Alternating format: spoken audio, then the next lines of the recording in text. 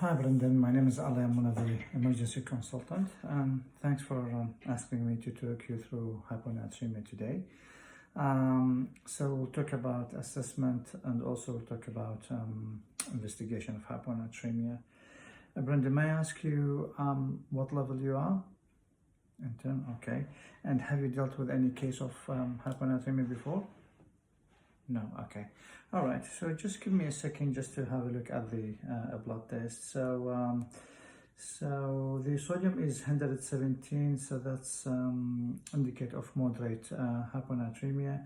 Mr. Costantini, she has a normal kidney function, so that's telling us that the renal failure is not the cause of hyponatremia, and her glucose is normal, so it is not acidohyponatremia, because high glucose can cause falsely elevated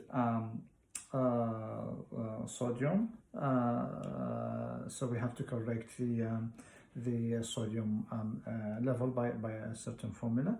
And also she has got a normal kidney and a normal potassium and bicarb. So again, that's telling us that she hasn't got any adrenal insufficiency or hormonal problems of the hyponatremia. Does that make sense so far? Okay, so when we approach hyponatremia, we would like to correlate to the patient's symptoms and presentation. So the important factors in assessing hyponatremia is the duration, how long it's been going, if that's evident in the history, or if we have previous blood test to compare. And second thing is we would like to know how severe is it, and what symptoms the patient have. Most likely they present with neurological symptoms. In terms of the patient, she's currently stable, she's asymptomatic, so it's unlikely that's the case in her situation. And the other thing, we would like to know the volume status. So the way we approach hyponatremia is by looking at the volume of the patient. So it can be divided into hypovolemic hyponatremia, or euvolemic, or hypervolemic. In each case, we're looking at the urinary sodium just to help us to determine whether what is the problem, because different causes a different urinary sodium. So if we talk about the hypervolemic hyponatremia, most causes is CCF, liver failure, liver cirrhosis, and nephrotic syndrome, and the urinary sodium in that case will be less than 20. If the urinary sodium more than 20, so it's most likely indicative of a renal failure, and sometimes drugs can cause that, and also hypothyroidism. So that's the first category of the renal failure, which is hypervolemic hyponatremia. And related to the Mrs. Costantini, she doesn't appear to be hypervolemic because her vitals is normal, and also she's not appear to be hypovolemic, so because she's not dehydrated clinically. So most likely in her situation that we are dealing with euvolemic hyponatremia.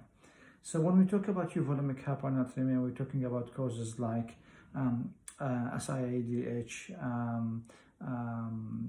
psychogenic polydipsia, water intoxication, and endocrine problems like hypothyroid, and also decreased cortisol level like hypoaldosteronism or glucosteroid deficiency. When you talk about SIADH, we're looking at the some criteria. One of the criteria, they have to be euvolemic, they have to have urinary sodium more than 100, they need to have a normal kidney function, normal thyroid function, and normal liver function. They have to be not on any drugs dealing with diuretics, like with the renal excretion like diuretics. Urinary sodium, as we said before, is high. Compared to the water intoxication, usually you would suspect urinary sodium to be less than 40. What causes SIADH? So different causes, most likely infections, sometimes like pneumonia, heart failure can cause that. CNS pathology like meningitis, encephalitis, or abscess, and also malignancy like GI malignancy or CNS malignancy, and also drugs, most likely SSRI, carbimazole, ecstasy, and TCA as well. And most likely, given her presentation, she's an elderly lady, and she is not on medication, so most likely her cause of hyponatremia is SIADH.